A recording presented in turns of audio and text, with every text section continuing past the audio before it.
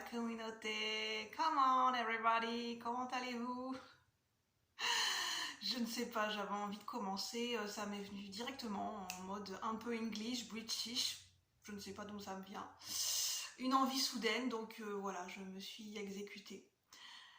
J'espère que vous allez bien, je suis contente de vous retrouver, j'ai le sourire parce que je vais vous présenter un nouvel oracle. Donc c'est on va dire une vidéo plutôt unboxing, on appelle ça comme ça, unboxing, sans être vraiment une vidéo unboxing parce que j'ai déjà ouvert l'oracle, j'ai regardé mais j'ai pas vraiment, j'ai pas été regarder les cartes une par une vraiment, j'ai pas été farfouiller dans le livret. Donc c'est comme si on découvrait ensemble pour la première fois. Et je suis tombée dessus à Cultura et je me dis, cet oracle il m'a l'air vachement intéressant. C'est le premier que j'ai repéré, un des premiers que j'ai repéré. J'avais fait une sélection et en fait je me suis rendu compte que la sélection que j'ai, enfin les oracles que j'ai présélectionnés, parce que finalement c'était pas des tarots, parce que j'avais envie de travailler avec des nouveaux outils. Je me sentais l'envie de travailler avec des nouveaux outils parce que pour moi les cartes c'est aussi des outils de travail, enfin non, oui, de développement personnel, oui, voilà, on va dire ça comme ça, les cartes c'est aussi un outil de développement personnel pour moi, et c'est un outil pour la chaîne, c'est mon support de prédilection pour que je puisse vous transmettre des messages sur la chaîne, et donc j'avais envie de m'intéresser à ça, et en oracle il y a les saisons de la sorcière qui m'intéressent, qui est très très intéressant pour travailler sur les rituels, les sabbats et sur notre côté ombre. Je trouve ça très intéressant pour travailler avec l'archétype de la sorcière, de la magie et de la sorcière qui est en nous, très très intéressant. Et j'ai déjà l'oracle de Beltane et celui qui m'intéresse qui va sortir au mois de septembre en français, c'est l'oracle de Mabon, enfin celui qui est associé au sabbat de Mabon, avec des couleurs orangées. Il m'intéresse, j'ai vu une review, il m'intéresse vraiment vraiment fortement celui-là. Il y avait l'oracle de Samhain, des saisons de la sorcière, et là c'est l'oracle des dangereuses créatures de Stécie Desmarco. Alors très très intéressant. Ça m'a appelé, quand j'ai vu créatures dangereuses, ça m'a appelé tout de suite à la mythologie. Je me suis dit, j'ai un côté où j'aime bien explorer la mythologie, je me suis dit ça peut être très intéressant de travailler la mythologie, notamment sur la chaîne, pour nous faire travailler sur l'inconscient, sur les parts d'ombre, sur nos parts mystérieuses, cachées, sur le côté culturel, en connaître plus sur la mythologie, les messages. Voilà, il y a des messages, il y a des histoires derrière la mythologie, derrière les légendes, et je trouvais ça très intéressant. Je l'ai feuilleté un petit peu, quelques cartes, et ce qui m'a un petit peu, oui, je suis un petit peu déçue. Il y a certaines figures que je m'attendais à retrouver, certains archétypes que je n'ai pas retrouvés. Alors peut-être que moi je les classe dans le côté ombre, et peut-être pour cet auteur c'est pas vraiment le côté ombre. Je m'attendais à voir la déesse Lilith, que j'ai pas retrouvée. Pour moi il y a quand même le côté ombre chez la déesse Lilith, autant que la part de lumière, il y a un côté très, très sombre et très lumineux, en même temps chez Lilith, très puissant. Et je m'attendais à retrouver la fée Morgane, mais j'ai pas retrouvé. Mais il y a d'autres créatures qui me font appel à une série que j'adore, à Teen Wolf, et là j'ai kiffé. Quand j'ai vu ça, j'ai dit j'ai kiffé, c'est la série Teen Wolf. C'est la Banshee, j'adore la Banshee, l'archétype de la Banshee, la chimère, j'adore. Avec l'archétype de la sirène, j'adore. Je suis in love Banshee. Ça me fait penser trop à Lydia dans Teen Wolf, et j'adore le personnage de Lydia dans Teen Wolf, dans cette série. Et en fait, ce que j'adore, c'est qu'en fait, la couverture, en fait, la matière, on dirait de la peau de serpent. Mais vraiment, la qualité, quand on touche, on dirait la peau de serpent. On a la couleur verte pour la guérison, la couleur verte, pour moi, de l'archétype du serpent. Et regardez à l'intérieur, c'est vraiment très, très bien fait. Alors, je vais vous montrer les cartes après. Déjà, regardez-moi ce magnifique boîtier. Hein, c'est toujours très intéressant. J'étais pas à la recherche de l'esthétisme à l'intérieur du boîtier, je savais pas du tout quel était l'esthétisme, je l'ai pas pris pour ça, mais c'est toujours plaisant de voir l'esthétisme à l'intérieur. On a l'archétype du serpent, fabuleux, franchement on pouvait pas mieux tomber. Stécie Desmarco, c'est une valeur sûre dans les oracles. Je vous lirai sa biographie un petit peu sur le livret. C'est une sorcière des temps modernes, c'est un petit peu comme ça qu'on l'appelle. L'archétype du serpent, fabuleux pour travailler notre côté ombre, pour travailler nos pulsions, notre inconscient, notre côté instinctif, notre côté pulsionnel. Le serpent, c'est un archétype très très puissant pour travailler sur sa sexualité sacrée. Bon, j'espère que la vidéo va pas être censurée parce que j'ai dit le mot, hein, parce que en soi, c'est pas un gros mot, hein, ça fait partie de la nature et de la vie. Et sur notre côté intime, sur notre côté inconscient, sur nos tabous. L'archétype du serpent, il est très bon pour travailler sur nos tabous, nos propres tabous, nos interdits, nos pulsions qui peuvent être dévastatrices comme libératrices. L'archétype du cobra aussi, et c'est un archétype très puissant. L'archétype du cobra, tout le monde ne peut pas travailler, tout le monde n'est pas appelé à travailler avec l'archétype du serpent, parce que c'est un archétype très puissant. Je peux me tromper, mais je pense que ceux qui travaillent avec l'archétype du serpent, notamment dans le chamanisme, ceux qui sont très proches du chamanisme, il faut vraiment être très avancé. Je pense, hein, c'est que mon avis personnel, mais je pense qu'il faut quand même avoir fait un gros travail d'ombre, un gros travail sur ses parts d'ombre pour pouvoir œuvrer avec l'archétype du serpent. Et il faut avoir quand même fait une certaine avancée sur son cheminement de guérison pour être en lien et pour se sentir à l'aise à travailler avec l'archétype du serpent. Vraiment. Et donc pour moi, c'est tout trouvé, l'archétype du serpent avec l'oracle des dangereuses créatures, c'est tout trouvé, hein, ça matche bien ensemble. Le livret, il est aussi magnifique, je vous montre le dos, je vous laisse lire. Faire une capture d'écran, puis je vais vous lire un petit peu. Je ne vous ai pas dit, donc l'auteur c'est Stécie Demarco, illustré par Kinga. J'attends que le train passe. Donc Kinga c'est K-I-N-G-A, Britschi. Je vais vous l'épeler parce que je ne veux pas écorcher son nom. Le nom c'est B-R-I-T-S-C-H-G-I pour l'illustratrice. Et de Stécie Demarco. En plus, on a des serpents là. Ça fait penser à la femme méduse. Le livret est très bien fait. On a vraiment un ton noir sur fond rouge. Le côté très pulsionnel, le côté très chakra racine, très colérique. On a des créatures très intéressantes que je ne connaissais pas. Ça donne envie de découvrir et j'ai l'impression, je me demande, je ne sais pas si ça fait appel à une langue ancienne, à du latin ou le langage des runes, parce que les noms sont très particuliers pour certains. On a 44 cartes. La qualité des cartes est sublime. Une qualité de carte qui est assez correcte, des cartes assez épaisses. Le dos la tranche des cartes est rouge. Alors Stécie Demarco, je vous montre l'auteur. Stécie Demarco. Surnommée la sorcière moderne, est l'une des métaphysiciennes et sorcières païennes les plus respectées d'Australie. En passionnée, elle se consacre à apporter la magie pratique à tous et à inspirer les gens afin qu'ils aient une connexion plus profonde avec la nature et eux-mêmes. Donc elle a fait de nombreux livres, dont l'Oracle de la Lune, aux éditions Courrier du Livre, Le pouvoir de la Terre, l'Oracle des énergies de l'univers, Déesse et Sirène, et la sagesse divine des animaux, chez Vega Éditions. Et on peut la retrouver sur Facebook et sur Instagram. Donc je vais vous montrer, je vais vous parler un petit peu du livret. On a des tirages de cartes qui sont proposés. On a un tirage de cartes à 7 cartes. Tirage traditionnel à 7 cartes. On a un tirage du moment. Donc je vous montre, hein, si vous voulez faire des captures d'écran pour voir un petit peu. Je vous montre un petit peu pour un exemple de carte, comment c'est représenté. Par exemple, on a l'hydre. On a un petit descriptif. On a la dualité. On a un petit mot, on a un petit mot sur la dualité. On a un petit descriptif sur ce que c'est que l'hydre.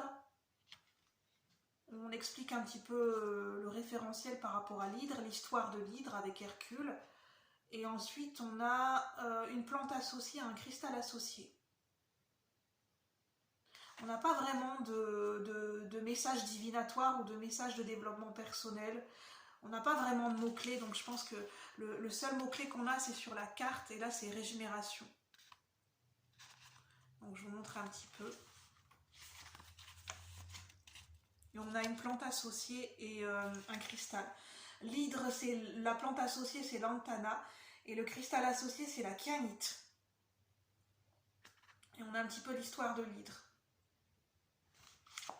Donc je pense qu'un petit peu, c'est un travail de recherche pour se faire s'approprier ses propres mots-clés en fait. Donc je vais, le dos des cartes est magnifique. On a encore le serpent rouge et noir. Qualité des cartes, voilà. On a un petit peu comme des montages. Qualité de carte vraiment impeccable, hein, très épais. On a la tranche qui est rouge et ça tient dans une paume de main. Ça fait la taille, en fait, la taille des cartes, ça fait la taille de mes mains. Donc c'est génial pour battre.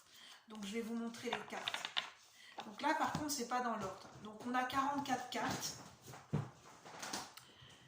Donc c'est bien pour travailler sur ces parts d'ombre et sur le côté mythologique. Hein.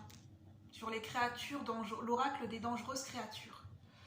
Donc là, en numéro 25, c'est marqué sombre.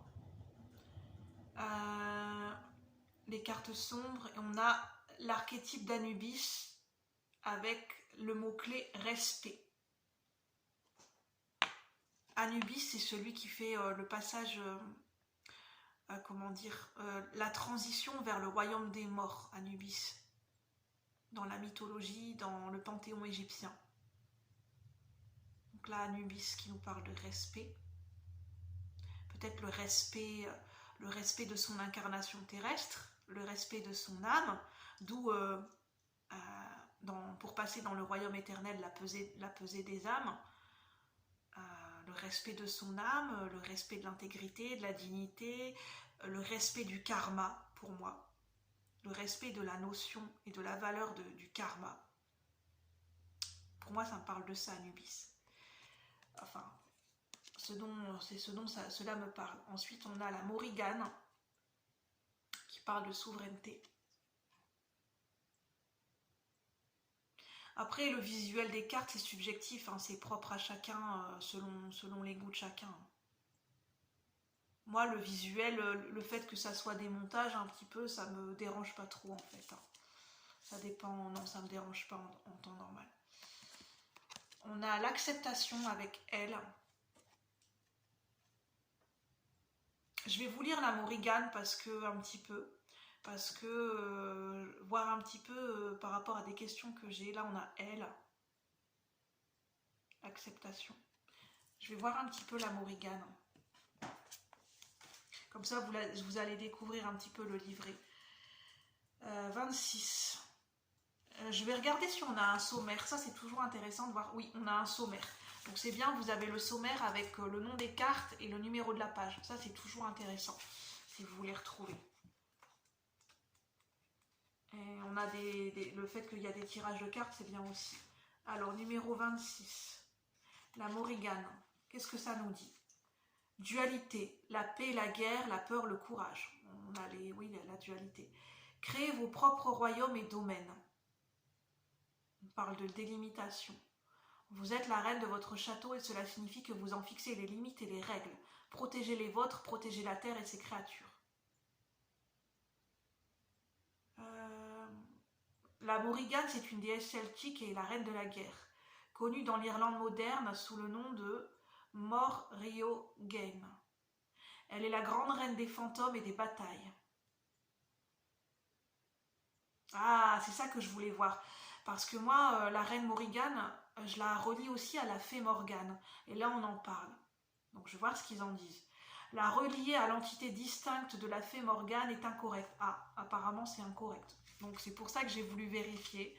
Apparemment, c'est pas la même chose, la Morrigan et la fée Morgane. Même si elles sont toutes deux des déesses de combat sombres et fortes. En fait, elles se rapprochent, mais c'est pas exactement la même histoire et la même déesse.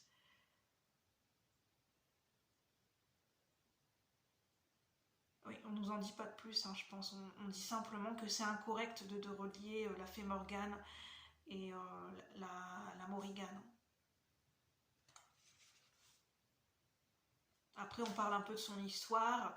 On dit aussi que Morrigan est aussi une diseuse de bonne aventure, elle peut être une force effrayante qui prévoit le sort des autres. Plante associée, la verveine, cristal associé, la citrine. Ah oui, la citrine pour le courage, c'est le plexus solaire. Donc je vous montre d'autres cartes. Là, on a Kelpie. Bon, il y en a que je ne connais pas, hein, donc ce sera à découvrir.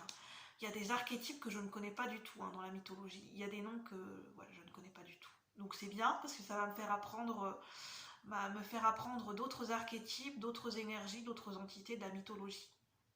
Donc là, on a la Kelpie avec l'avertissement. On a le dragon, le trésor, ça c'est connu, le dragon. Pour moi, le dragon, je ne la vois pas comme une créature de l'ombre, hein, le dragon. Mais peut-être de par sa puissance, apprendre à canaliser l'énergie du dragon. Apprendre à canaliser son feu créateur avec le dragon. Ça parle de magie, le dragon aussi. On a le kraken, ça me fait penser à Pirates des Caraïbes, le kraken. Avec, comment ça? Comment il s'appelle? Ah, je sais plus comment il s'appelle. Avec la fontaine de... Non, c'est pas la fontaine de Jouvence, je sais plus. Donc le kraken, on a le mystère. On a la selkie, celle qui change de peau. La selkie, ça, voilà, je connais, enfin, de nom, ça me dit quelque chose. On a la liberté, le changement de forme, la transmutation. On a le Cave Seat, donc là on a la représentation d'un chat, d'un énorme chat noir dans une forêt. On a la concentration.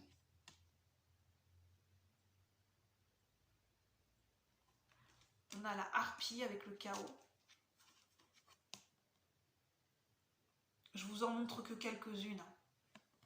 Là on a un serpent, celle que j'aime bien c'est la banshee avec le chagrin. C'est la femme hurlante, hein, la banshee, celle qui crie et qui pousse des cris à briser les tympans des gens, à briser les murs, à briser les vitres. C'est la banshee. Et dans Teen Wolf, on dit aussi qu'elle est reliée au royaume des morts, la banshee. Le chagrin. On a la Valkyrie. Je ne sais pas si c'est la même chose. Pour moi, ça me fait penser aux Amazones, mais je ne suis pas sûre que ce soit... Je vais aller vérifier tout de suite. Valkyrie avec le choix. Ça me fait penser à la mythologie plutôt nordique, la Valkyrie.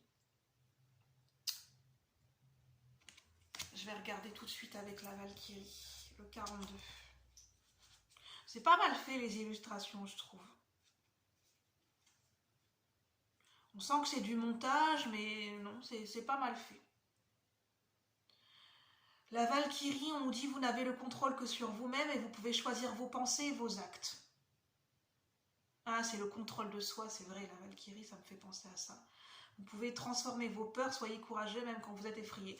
Donc la dualité, on a les choix, les conséquences, le soi, la communauté. On parle de champ de bataille des anciens Scandinaves. On parle de... En fait, c'est relié aux guerriers vikings, ben, c'est la mythologie nordique. Hein. On parle de Odin, le dieu Odin. On parle de la déesse Freya, oui. On parle du Ragnarok, oui, non mais c'est la mythologie nordique, oui. C'est associé aussi aux runes, hein, la mythologie nordique, avec la Scandinavie. En parallèle de cette idée des Valkyries, non, je sais pas pourquoi, mais non, les Amazones, c'est pas les Valkyries, non, c'est pas la même chose, apparemment. On n'en parle pas.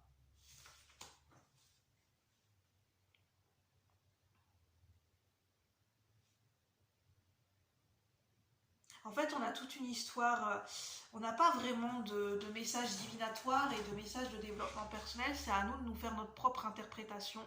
On a simplement un mot-clé, le choix, et on a une description de la carte, enfin pas vraiment de la carte, en fait, on a une description de la mythologie, de ce que sont les Valkyries, de resituer au niveau de la mythologie, et en fait, je pense qu'après, c'est un petit peu à nous de faire des mots-clés. Enfin, on a quand même des mots-clés parce qu'on a le principe de dualité, choix, conséquence, soit communauté. Donc on a quand même des pistes. Et on a quand même une plante associée avec un cristal. Donc c'est pas mal fait. Mais c'est pas synthétique en fait. On a plutôt l'histoire de la mythologie. Et après, il y a un travail de s'approprier la carte et de se faire ses propres mots-clés, ses propres interprétations, je pense, par rapport à cet oracle. Donc si vous êtes débutant et que vous voulez vraiment que ça soit bien situé les mots-clés dans le livret, après moi je pars du principe que le livret ça m'intéresse pour en apprendre davantage, mais c'est important aussi d'écouter son intuition et de faire ses propres interprétations sans tout le temps se référer de manière permanente au livret en fait, d'apprendre à lire les cartes sans forcément être tout le temps avec le livret, d'apprendre un petit à petit à s'en détacher pour qu'on a ses propres interprétations intuitives qui sont les nôtres en fait et qui peuvent être complémentaires ou différentes du livret à ce moment-là. On a la déconnexion avec Aossi. Là, je ne connais pas non plus. Aossi. Ça va être intéressant parce qu'il y en a que je ne connais pas du tout en fait. On a les Érignées. Ça, je connais. Le nom me dit quelque chose. Mais je les connais sous... En fait, cet archétype, je les connais sous une autre forme. Je l'ai dans un livre des déesses. Ça s'appelle autrement en fait. Ça s'appelle... je vais mettre sur pause et je vais aller vous le chercher pour vous dire quel est l'autre nom. Je reviens, je mets sur pause. À tout de suite. Me revoici, merci d'avoir patienté. Donc je l'ai retrouvé sur l'oracle de la déesse. En fait, les Érignées, voilà, j'ai une autre représentation, si vous voulez voir un petit peu. Donc on a cette carte-là. C'est le même archétype, les Érignées. Là, on a le mot-clé les crises. Et là, on a le mot-clé la vengeance. Et en fait, on nous explique que là, c'est dans la Grèce pré-hellénique matriarcale, donc c'est en Grèce, les Érignées étaient des déesses persécutrices représentées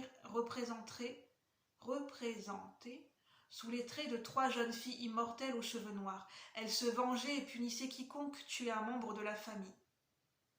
C'est bien la vengeance. Donc là, on a les Érignées, donc c'est au niveau de la mythologie grecque. Et là, on n'a qu'une seule représentation, on n'a qu'une seule femme représentée. C'est étonnant. Donc vous voyez, d'un oracle à un autre, on n'a pas la même représentation pour le même archétype, la même entité, la même énergie. Donc c'est intéressant de faire parler les oracles entre eux aussi. On a la solitude avec le lémur. Je ne connais pas non plus. Il y en a beaucoup que je ne connais pas, que je vais pouvoir découvrir. Là, vous allez connaître forcément le côté sombre, le vampire, la faim. Très bien représentée, je trouve. Franchement, elle est excellente cette carte. Elle est très très bien représentée avec le regard, le loup-garou, le côté Teen Wolf. J'adore la représentation de ce loup-garou avec le changement. C'est très bien trouvé le mot-clé du changement, la transformation, la transmutation pour le loup-garou, c'est super bien trouvé. J'adore l'archétype du loup-garou. La Sibylle, ça me dit quelque chose. D'ailleurs, il y a un oracle de la Sibylle. Donc pour moi, ça me parle, la voyance avec la Sibylle. On a Apunk, Apouche, je ne sais pas comment on dit, la peur. Donc vous voyez, il y en a que je ne connais pas du tout. On a Hécate. On a le fameux Cerbère, le chien 3 têtes dans Harry Potter. Pour moi, ça me fait penser à Harry Potter. C'est le chien des enfers, en fait. Le chien qui garde la porte des enfers ou qui garde les trésors. Et qui garde notamment dans Harry Potter 1, qui garde la pierre philosophale avec le fameux Nicolas Flamel là. La pierre d'immortalité. On a la résilience avec Scylla. On a Hadès, bien évidemment, et on a même Perséphone dedans. C'est génial, on a Hadès et Perséphone, on a les deux archétypes qui se répondent très bien. Le masque, ça me fait penser un peu à une ambiance très Dracula, j'adore. En fait, ça me fait penser à Dracula, j'adore Dracula. On a le Sphinx, avec le chat comme ça, j'adore. Qu'est-ce qu'on a d'autre? Celui-là, il m'interpelle, je regarderai.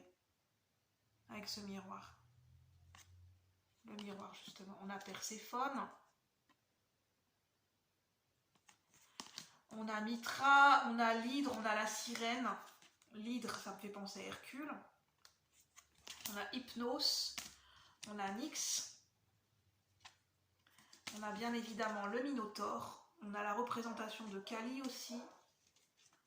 Et puis, je pense que je vais en rester là. Puis on a la chimère. Ce qui me fait penser aussi à Teen Wolf, pour ceux et celles qui sont fans de Teen Wolf. Voilà, vous allez vous y retrouver. Ben voilà pour cet unboxing, j'ai hâte de découvrir cet oracle, j'ai hâte de vous le faire découvrir, quand est-ce que je vais me sentir appelée et l'envie de vous le faire découvrir sur la chaîne pour vous transmettre des messages à travers cet oracle, peut-être bientôt, nous verrons bien. Sur ce, j'espère que vous avez bien aimé cette découverte de cet oracle, cet unboxing. Si vous avez aimé, n'hésitez pas à mettre un like, un pouce en l'air, à partager, à commenter, à me donner vos avis, vos retours. Merci de vos abonnements et je vous retrouve à bientôt pour de nouveaux partages. Merci pour votre présence. Bye bye la communauté. À bientôt.